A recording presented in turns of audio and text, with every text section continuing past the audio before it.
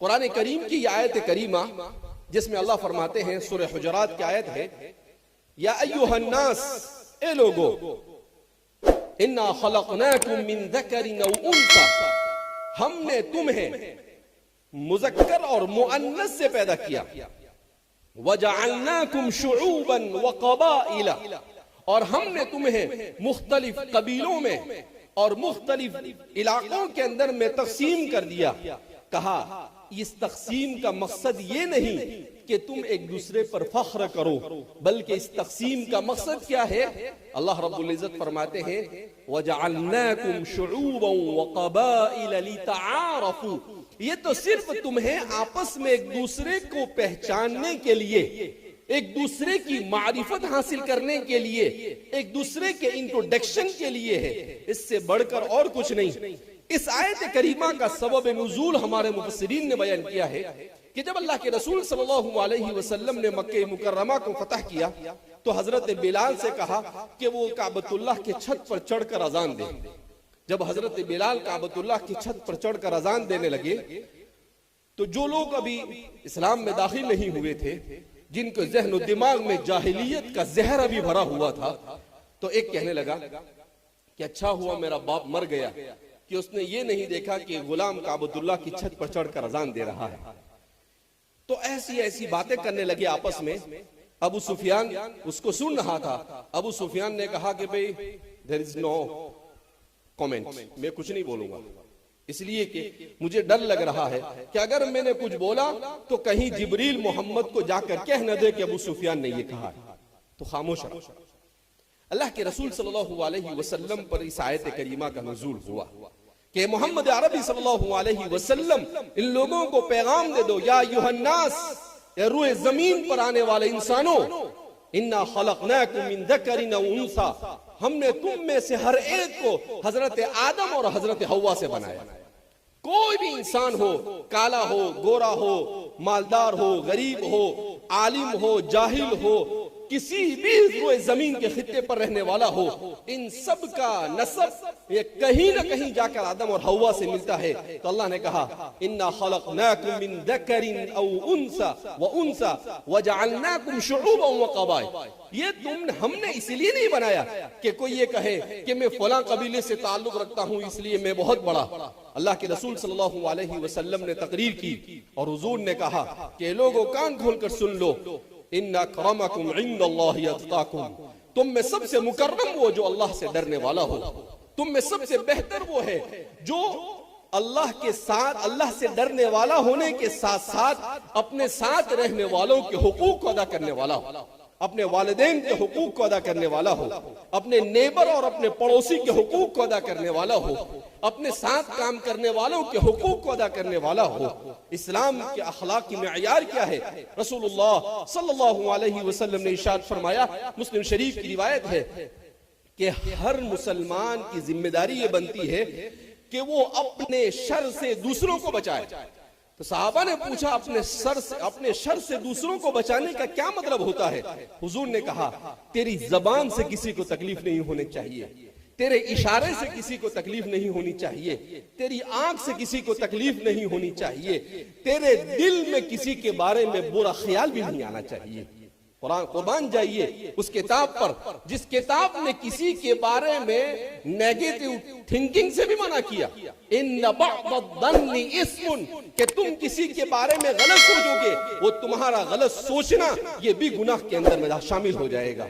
اس لیے میرے معزز دوستو، آپ ایک ایسی زمین سے تعلق رکھتے ہیں کہ اگر آپ آج سے 100 سال پہلے کی تاریخ کو اٹھا کر دیکھیں، یہاں پر آپ کے آباء و اجداد آئے تھے، وہ بڑی مشقت بھری زندگی گزار کر گئے، ان کی تاریخ کو اٹھا کر آپ دیکھیں، ان میں مسلمان بھی تھے، ان میں ہندو بھی تھے، ان میں ہر علاقے کے ہندوستان کے لوگ آئے، ہزاروں کی تعداد میں آئے، بہت سارے ان انگریز ظالموں کے ظلم کو تاب نہ لا کر اسی مٹی کے اندر میں جا کر سو گئے، اور انہی کے خاندان کے بہت سارے لوگ آ کر یہاں پر آباد ہیں۔ آپ یہ جو کچھ نعمتیں آج پا رہے ہیں، یہ نعمتیں آپ کو اس لیے مل رہی ہے کہ جس جزیرے کو ہندوستان کی آزادی کا مطالبہ کرنے والوں کے لیے جیل کے طور پر منتخب کیا گیا، آج وہی جزیرہ لوگوں کے لیے تفریح کا سامان بنا ہوا ہے۔ کیوں؟ اس لیے کہ اس پر ہمارے اور آپ کے آباء و اجداد کا خون بہا ہے، ان کی قربانیاں ان کی تھی اور پھل آپ کو مل رہا ہے۔ اسی لیے قرآن کریم کہتا ہے وَكَانَ أَبُوهُمَا صَالِحًا، جب ماں باپ بھلائیاں کرتے ہیں، نیکیاں کرتے ہیں، تو ان کی نسلوں کو اس کا ثمرہ ملتا ہے۔ آپ جو آج اتنی اچھی زندگی گزار رہے ہیں، سرکاری نوکریاں ہیں، تجارت ہے اور یہ ساری چیزیں ہیں، تو آپ یہ سمجھیں کہ یہ پھل آپ کو اس لیے ملا ہے کہ آپ کے آباء و اجداد جو اچھے اچھے خاندانوں سے تعلق رکھتے تھے، مگر یہاں پر کیسی زندگی گزاری، ان کو زمین پر سونے کے لیے ان کے پاس کیا نہیں تھا؟ گدا نہیں تھا۔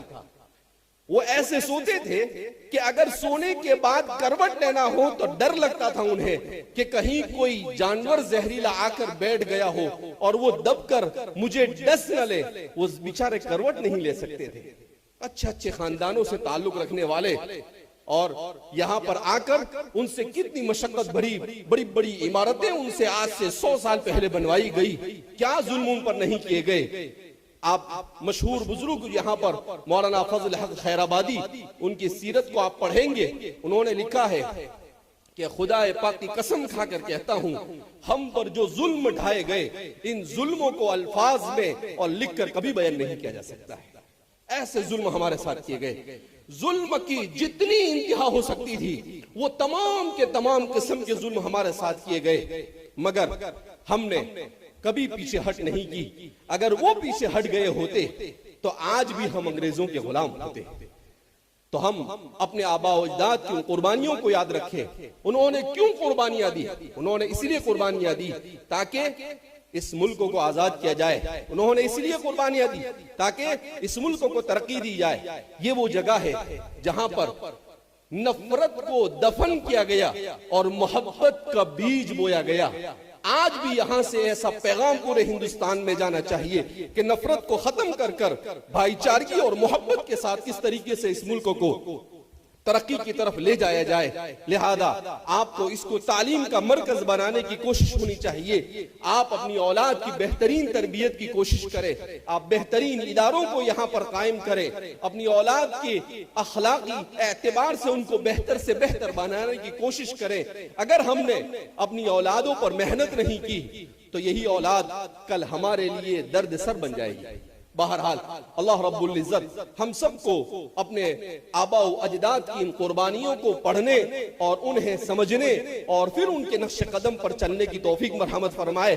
ہر قسم کے شرور و فتن سے اللہ ہماری حفاظت فرمائے، اور جن دوستوں اور احباب نے یہاں پر دعوت دی ہے ہم ان کے بھی ممنون و مشکور ہیں، اور آپ کے بھی کہ آپ اپنے چھٹی کے وقت میں آپ بہت دور دور سے بہت سارے احباب یہاں پر تشریف لائے ہیں۔ اللہ ہمارے یہاں پر جمع ہونے کو قبول فرمائے۔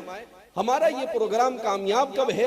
جب آپ کو کہی گئی بات آپ کے دل میں اترے اور آپ اس پر عمل کر لیں، تو یہ ہماری کامیابی ہے، ورنہ صرف بھیڑ کا جمع ہو جانا یہ کامیابی نہیں ہے۔ بہرحال اللہ رب العزت ہم سب سے راضی ہو جائے، ایسے اعمال کی توفیق مرحمت فرمائے، اور ناراضگی سے اللہ ہماری حفاظت فرمائے، کہنے سننے زیادہ عمل کی توفیق مرحمت فرمائے۔ وآخر دعوانا الحمدللہ رب العالمین۔